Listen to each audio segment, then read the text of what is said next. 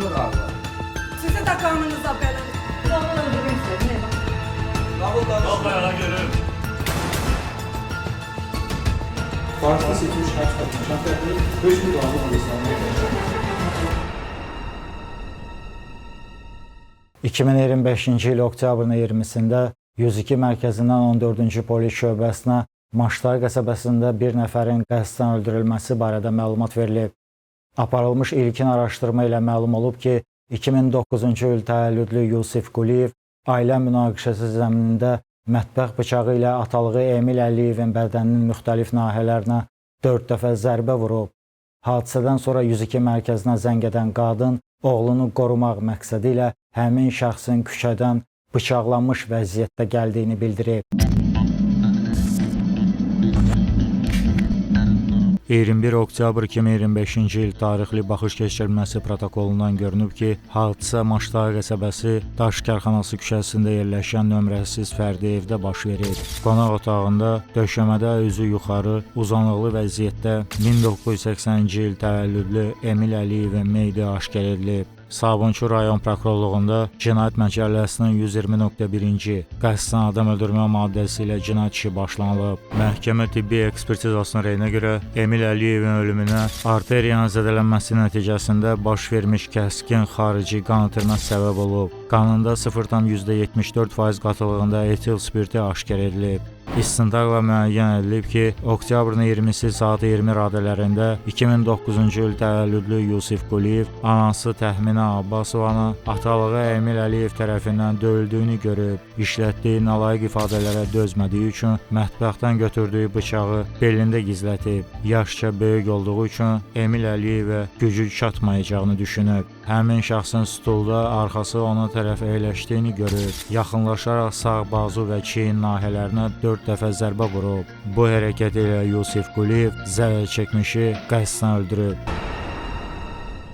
İş üzrə dindirilmiş Yusif Quliyev bildirib ki, atası Zahid Quliyevi anadan olduğu gündən görməyib. Sonra atasının bir neçə dəfə ailə həyatı qurduğunu, ondan başqa 7 oğlu və bir qızı olmasını bilib. Anası ilə birlikdə babası ilə yaşayıblar. Nənəsi ilə babası vəfat edəndən sonra hazırda yaşadıkları ünvana köçüblər. Bir müddətdən sonra anası iş yerində tanış olduğu Emil Əliyevlə faktiki nikah münasibətinə girib. Emil hər gün spirtli içkilər içib, narkotik vasitə olan marixuanadan istifadə edib və anası ilə səbəbsiz yerə dava edib. Hər dəfə anasını təhqir edəndə dözməyərək onunla mübahisə edib. Oktyabrın 20-sində dostları ilə oynamaq üçün küçəyə çıxıb. Saat 20 radələrində qaydanda anası ilə atalığı evdə olublar. Emil içki qəbul edib, anası isə mətbəxdə yemək bişirib, keçib yataq otağında uzanıb. Birazdan mübahisə başlayıb. Qonaq otağında Emil anasını vurub. WhatsApp tətbiqindən görüntülü xalasına zəng edib, baş verənləri danışıb və ona Emillə anasının dalaşdığını göstərib. Anasının döyüldüyünü qəbul etmədiyindən atalığını öldürmək qərarına gəlib. Mətbəxdən bıçağı götürərək geri qayıdıb.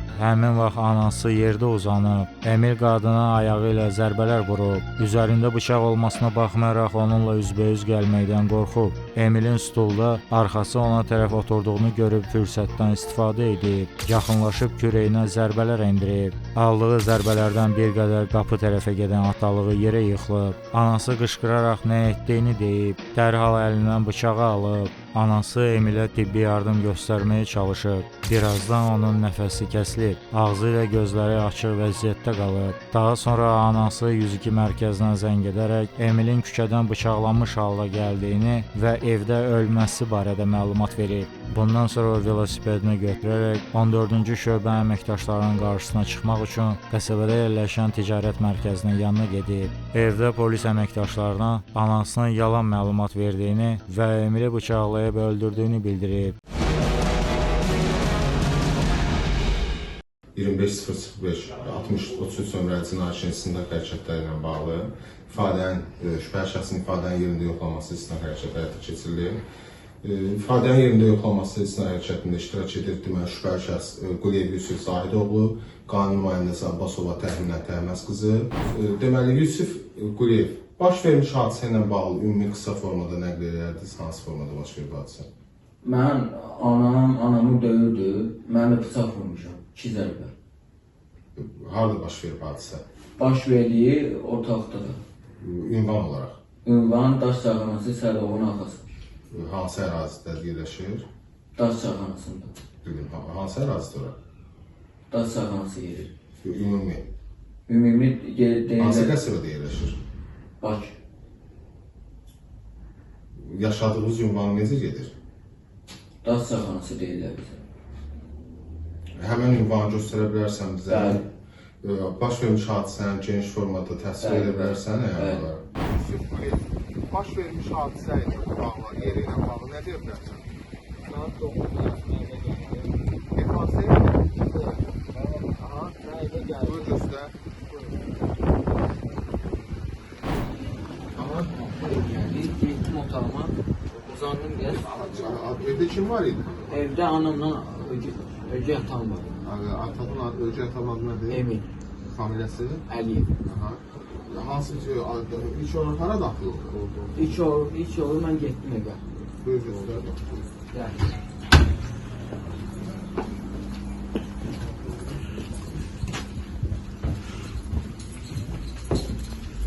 İlk olur mən getdim evə uzandım.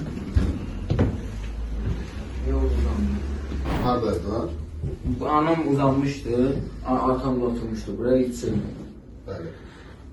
Sonra? Sonra mən getdim uzandım, gördüm səs gəldi evdən.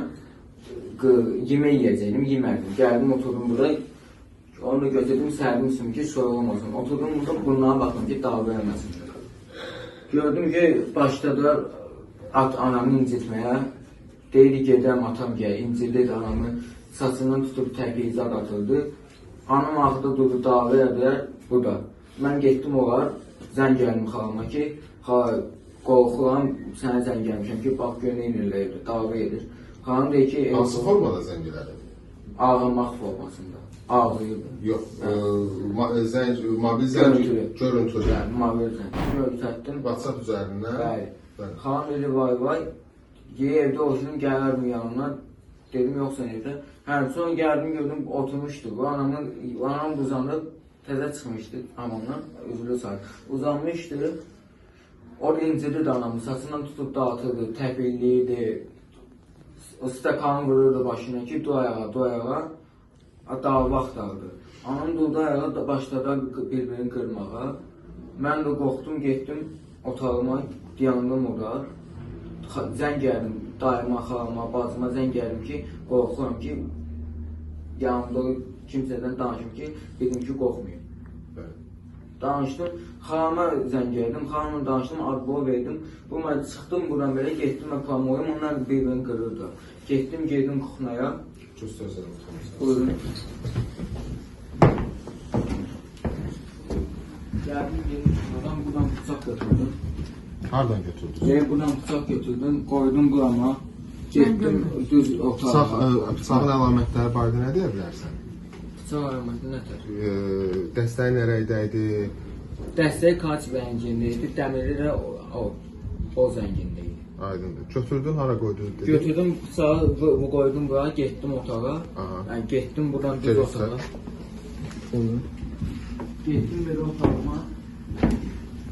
Getdim orada telefonuma baxdım. Belə gəldim, telefonuma baxdım.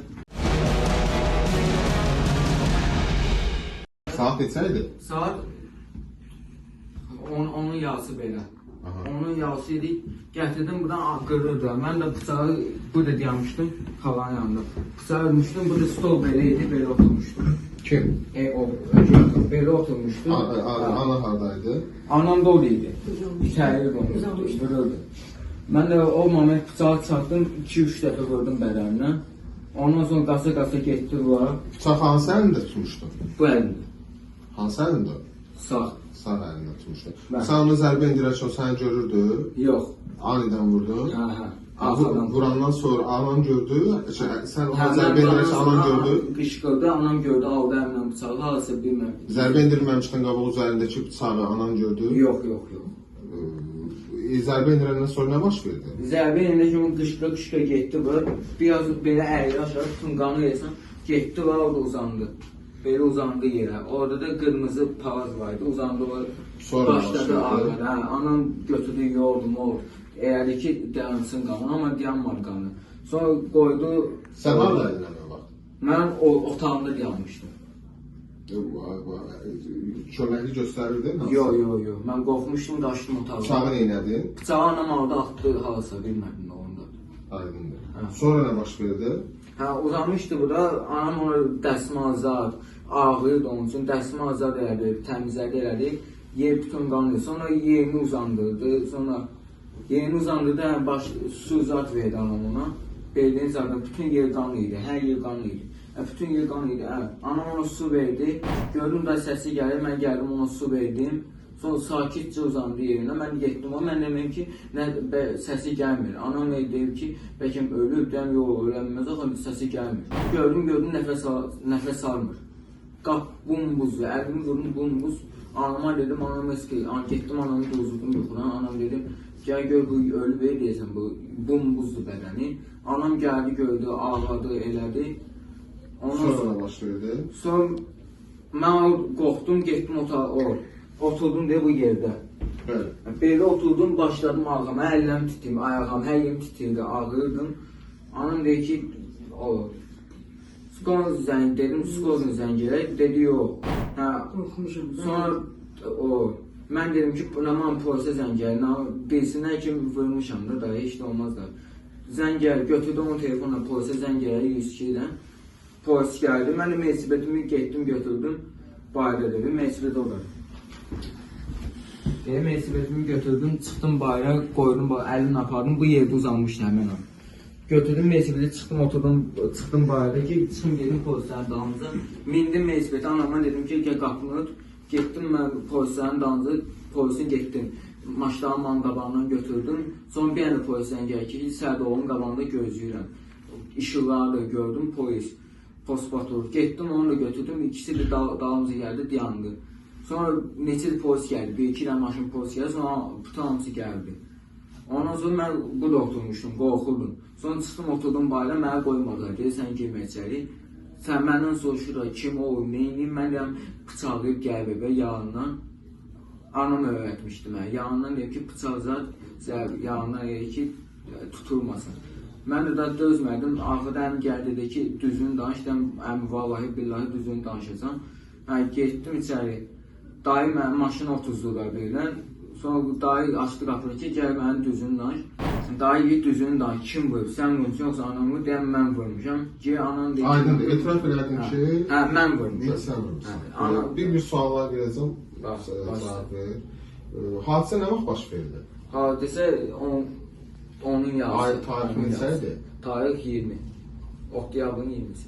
Bu hadisə baş verəndə, hansı ki evdə ata-oğlan, ananın arasında mübahisə olanda, Xunda mətbəx bıçağını götürməkdə məqsədimiz nə idi? Vurmaq idi. Özümü qoymaq istədim, anamı qoymaq istədim. Gördüm də anamı yerdə vurur. Az da anamı öldürəcəkdi, ona görə mən də bıçağı vurmam. Məqsədin nə idi onu vurmaqda? Anamı incirir, vurur. Yox, o səbəbi idi. Məqsədin nə idi? Vurdum da. Niyə, nə üçün? Anamı incirir, mən Aydındır. Vurmaqla nifrət idi. Yox, vurmaqla nə etmək istəyirdin? Xəsarət etmək istəyirdin, öldürmək istəyirdin? Xəsarət etmək istəyirdim ki, bir də eləməsin ki, gördüm da vurdum, verim sağ qalacaq, amma öldü. Aydındır. Sən ona zərbə indirərək o sənə müqavimət göstərdi? Yox, qasa getdi. Hər hansı zərbə indiribsən? Yox. Hər hansı xəsarət almışsan? Hadisə vaxtı içkili, narkotik vasitə təsir altında olmamısan? Yox. Emin Əliyev, amma deyirsiniz ki, həmin vaxt alkoqol içkilərdir. Hə. Törətdiyiniz əməldən peşmansan? Bəli, peşman. Məhkəmə iclasında Yusif Quliyev elan edilmiş iddiamız üzrə özünü təqsirli bilib. Qeyd edib ki, anası ilə o, Emil Əliyev tərəfindən şiddətə məruz qalıblar. Anası bir dəfə Emilin barəsində polisə şikayət edib, amma sonra qorxduğu üçün şikayətini geri götürüb. Hadisə günü o affekt vəziyyətində olduğu üçün qorxutmaq məqsədi ilə Emilə bıçaqla zərbələr vurub, çünki ona gücü çatmayacağını anlayıb. Zərərçəkmiş şəxsin hüquqi varisi Rinat Əliyev ifadəsində göstərib ki, Emil Əliyev onun qardaşı olub. O təqsirləndirilən şəxsə qanuna müvafiq cəza verilməsini xahiş edib. Şahid Təxminə Abbasova ifadəsində göstərib ki, hadisə günü işdən evə gələndən sonra sərxoş vəziyyətdə olan Emillə mübahisə edib. Bu zaman oğlu Yusif onu bıçaqla vurub. Hadisədən sonra qorxub bıçağı ambara atıb. Emilə tibbi yardım göstərsə də onun həyatını xilas etmək mümkün olmayıb. Yusif onu müdafiə etməkdən ötürü Emili bıçaqlayıb. 102 mərkəzinə yalan məlumat verməkdə məqsədi oğlunu qorumaq olub. Məhkəmə cinayət işinin faktiki hallarına əsaslanaraq hesab edib ki, Yusif Quliyevin Cinayət Məcəlləsinin 120.1-ci qəsdən adam öldürmə maddəsi ilə nəzərdə tutulmuş cinayət əməlini törətməsi sübuta yetirilib. Cinayət Məcəlləsinin 61-ci maddəsinə əsasən onun əməlində cəzasını ağırlaşdıran hallar müəyyən edilməyib. Cinayət Məcəlləsinin 85-ci maddəsinə əsasən yetkinlik yaşına çatmayanlara 10 ildən çox cəza müddəti təyin edilə bilməz. 2026-cı il fevralın 10-da Bakı Ağır Cinayətlər Məhkəməsinin hökmü ilə cəzasını ümumi rejimli tərbiyə müəssisəsində çəkməklə Yusif Quliyev 9 il müddətinə azadlıqdan məhrum olunub. 2025-ci il mayın 31-də Nizami rayonunda yaşadığı evdə 1991-ci il təvəllüdlü Rəşad Əmirov aralarında yaranmış mübahisə zamanı arvadına ağır dərəcəli bədən xəsarətləri yetirib. Nəticədə 2004-cü il təvəllüdlü Ləman Vəliyeva hadisə yerində dünyasını dəyişib. Ağır cinayəti törədən şəxs həmin gecə polis əməkdaşları tərəfindən saxlanılaraq istintaqa təhvil verilib. 1 iyun 2025-ci il tarixli baxış keçirilməsi protokolundan görünüb ki, hadisə Nəsimi küçəsi 32 mənzil 19-da baş verib. Yataq otağındakı çarpayda, başında, üzündə, sinəsində, qollarında və ayaqlarında çoxsaylı xəsarət izləri ilə 2004-cü il təvəllüdlü Ləman Vəliyevanın meyidi aşkar edilib. Hadisə yerində mərhumun əri, Şamaxı rayon sakini 1991-ci il təvəllüdlü Rəşad Əmirov saxlanılıb.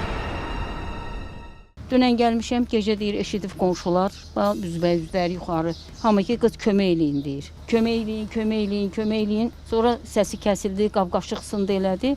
İndi deyirlər, döyə-döyə öldürür qızı. Nizami rayon prokurorluğunda Cinayət Məcəlləsinin 120.1-ci qəsdən adam öldürmə maddəsi ilə cinayət işi başlanılıb. Məhkəmə tibbi ekspertizasının rəyinə görə Ləman Vəliyevanın ölümünə başın tüp travması, boyun fəqərəsinin sınması və beyinə qan sızma səbəb olub. İstintaqla müəyyən edilib ki, mayın 31-i saat 23 radələrində Rəşad Əmirov faktiki nikahda olduğu Ləman Vəliyevaya məxsus Instagram sosial şəbəkə hesabına daxil olaraq sonuncunun tanımadığı şəxslərlə yazışdığı mesajları oxuyub və buna görə onu öldürmək qərarına gəlib. Arvadına evdən qaçmasının qarşısını almaqdan ötürü yataq otağının qapısını bağlayıb. Ləman Vəliyevanın aman diləyən yalvarışlarına baxmayaraq yumruqla baş nahiyəsindən zərbə vurub. Çarpayının üzərinə yıxılan qadına təxminən 20 dəqiqə ərzində davamlı şəkildə müstəsna dərəcədə rəhimsizliklə güclü zərbələr endirib. Çarpayların arasından döşəməyə düşdükdən sonra qəsdən öldürməyə yönəlmiş hərəkətlərini davam edərək əvvəlcə ayaqları ilə, daha sonra yenidən yumruqla başına və bədəninə zərbələr vurub. Bu hərəkəti ilə Rəşad Əmirov zərər çəkmişi qəsdən həyatdan məhrum edib. Məhkəmə iclasında Rəşad Əmirov iddiam üzrə özünü təqsirli bilməyib, qəti şəkildə çəkiliş aparılmasına imkan verməyib, çəkiliş aparılacağı təqdirdə ifadə verməyəcəyini bildirib.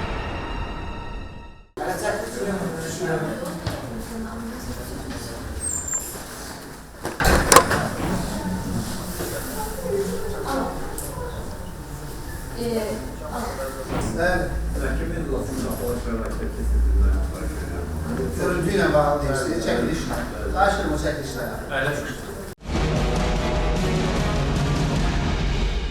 Məhkəmədə onun istintaq zamanı verdiyi ifadəsi elan olunub. Rəşad Əmirov Nizami rayon prokurorluğunda ifadəsində göstərib ki, anası Elmira Əmirova, arvadı Ləman Vəliyeva və bir övladları ilə birlikdə yaşayıb. 2019-cu ildə Cinayət Məcəlləsinin 206-cı qaçaqmalçılıq və 234.1-ci satış məqsədi olmadan narkotik vasitələri xeyli miqdarda əldə etmə, saxlama və daşıma maddələri ilə 3 il 6 ay müddətinə azadlıqdan məhrum olunub. Ləman Vəliyevadan əvvəl 2007-2011-ci illərdə qeyri-rəsmi Qəmər Sadıqova ilə yaşayıb. Onların bir övladı olub. Ləmanla 2023-cü ilin yayında tanış olub. Belə ki, o taksi fəaliyyəti ilə məşğul olub. Qadın da onun idarə etdiyi avtomobilə müştəri qismində yerləşib. Tanış olduqdan sonra Ləmanın ofisant işlədiyini, evli olub boşandığını və əvvəllər Cinayət Məcəlləsinin 127-ci qəsdən sağlamlığa az ağır zərər vurma maddəsi ilə məhkum olunduğunu bilib. Aralarında sevgi münasibəti yarandığından həmin ilin payızında kəbin kəstirərək birlikdə yaşamağa başlayıblar. 2025-ci ildə qız övladları dünyaya gəlib. Tədricən maddi sıxıntılar, bir-birlərini qısqanmaları səbəbindən münasibətləri pisləşib. Mayın 30-da baldızı Səbinə ona Ləmana məxsus şəbəkə səhifəsinin şifrəsini göndərərək mesajlara baxmasını deyib. Ayın 31-də günorta arvadının Instagram hesabına daxil olub ismarıcılara baxıb. Bir nəfərə yazdığı mesajları oxuyub əsəbləşərək Ləmanın üzünə sillə vurub. Cavab olaraq arvadı ismarıcıların bacısı Səbinə tərəfindən yazıldığını və sonuncunun yalan danışdığını bildirib. Axşam saat 22 radələrində yenidən yoldaşının hesabına girib digər yazışmaları oxuyub. Anası mağazaya getdikdən sonra Ləmanı döymək qərarına gəlib. Yataq otağına daxil olaraq qapını bağlayıb. Ləman onu döyəcəyini başa düşüb, uşaqlıq etdiyini söyləyərək yalvarmağa başlayıb. Vurduğu ilk zərbədən sonra qadın çarpayının üzərinə yıxılıb. Sonra dayanmadan ondan zərbələr endirib. İki çarpayının arasına düşən Ləmanı ayaqları ilə tapdalayıb. Evə qayıdan anası səslərini eşidib, yataq otağının qarşısına ona qızı vurmamasını və tez qapını açmasını söyləsə də, o anasına sadəcə söhbət etdiklərini bildirib və zərbələr vurmaqda davam edib. 15-20 dəqiqədən sonra Ləmanın xırıldamasını görüb. Anası Ləmanı görüb, onu danlamağa başlayıb. Dərhal təcili tibbi yardıma zəng etməsini tələb edib. O da 103, həmçinin 102 çağrı mərkəzlərinə zəng edib məlumat verib. Polis əməkdaşları tərəfindən evdə saxlanılıb. Hadisə zamanı Ləmanı ancaq yumruq və təpi ilə vurub. Bıçaqdan və hər hansı əşyadan istifadə etməyib.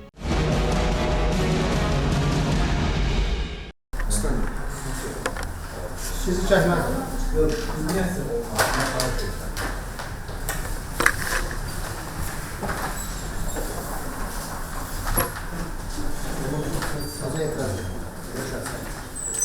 Vəliyeva Səbinə Mehman. Qardaşı buradadır.